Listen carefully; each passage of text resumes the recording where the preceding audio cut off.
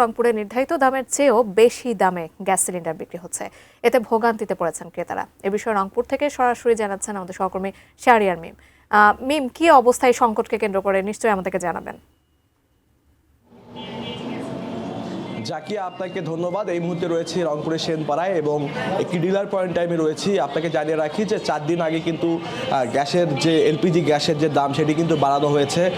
53 টাকা বাড়ানোর পরে সেটির দাম 1306 টাকা হয়েছে।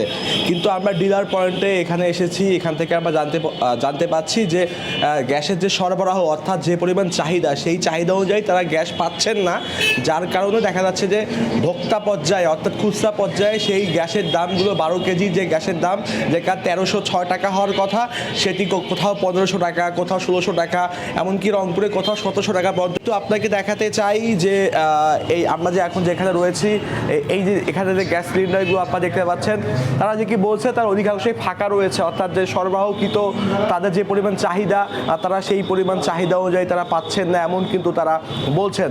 যদি তারা সঠিকভাবে পায় সেক্ষেত্রে কিন্তু বাজারে যে সংকট সেটি কিন্তু থাকবে না, এমনটা কিন্তু তারা বলছেন। গত 4 জানুয়ারি রোববার অর্থাৎ এই যে গ্যাসের দাম, এলপিজি গ্যাসের দাম 53 টাকা, কিন্তু এখান থেকে গ্যাস যারা খুচরা পর্যায়ে যারা ব্যবসা করে তারা এখান থেকে কিনছে, কেনার পরে এখান থেকে নিয়ে যেয়ে তারা কিন্তু খুচরা দোকানে যেয়ে বিক্রি করছে এবং ওখানে যেয়ে কিন্তু সমস্যাগুলো তৈরি হচ্ছে, ভোক্তা পর্যায়ে এই সমস্যাগুলো তৈরি হচ্ছে। আপনাকে একটু জানিয়ে রাখি যে গ্যাসের যে দাম বাড়লো, এই দাম বাড়ার পরপরই কিন্তু ভোক্তা অধিকার সংরক্ষণ অধিদপ্তরের রংপুর বিভাগ তারা কিন্তু অভিযানে নেমেছে। তারা মোট 21টি অভিযান পরিচালনা করেছে 41টি প্রতিষ্ঠানে, যার মধ্যে 1,74,000 টাকা কিন্তু ইতিমধ্যে জরিমানা করেছে এবং তাদের যেই অভিযান অব্যাহত থাকবে তারা জানিয়েছে। সবকিছু রংপুরে গ্যাসের দাম এখন জনগণের ক্রেতা নাগালের বাইরে।